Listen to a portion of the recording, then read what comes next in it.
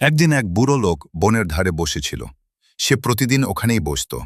একদিন এক যুবক তার পাশ দিয়ে যাওয়ার সময় লক্ষ্য করল বুড়ো লোকটির মুখে মৃদু হাসি। সে কৌতূহলী হয়ে জিজ্ঞাসা করল, দাদু, আপনি কেন হাসছেন? আপনার কাছে তো কিছুই নেই, তাও আপনি হাসছেন, কিভাবে তা সম্ভব? তখন বুড়ো লোকটি হাসতে হাসতে বলল, শোনো বাছা, আমি সারা জীবন অনেক কিছু শিখেছি। এই পৃথিবীতে মানুষের কাছে দুটি ব্যাগ আছে, একটি হলো সামনের দিকে আর একটি হলো পেছনের দিকে। যুবক জিজ্ঞাসা করল, তার মানে কি দাদু?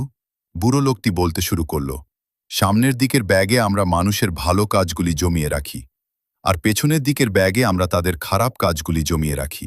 তাই যারা এই পৃথিবীতে কিছু পেতে চায় তাদের উচিত সবসময় মানুষের ভালো কাজগুলো সামনের ব্যাগে রাখা, যাতে সবাই তা দেখতে পায়। সে আবার বলতে থাকল, কিন্তু অনেক মানুষ সবসময় পেছনের ব্যাগ থেকে তাদের খারাপ কাজগুলি বের করে দেখাতে ভালোবাসে। এর ফলে তাদের মনে শুধু ঘৃণা আর ক্ষোভ বেড়ে যায়। তাই আমি সবসময় পেছনের ব্যাগটি বন্ধ করে রাখি এবং শুধু সামনের ব্যাগটি খুলে রাখি। এর ফলে আমি সারা জীবন সুখী ছিলাম।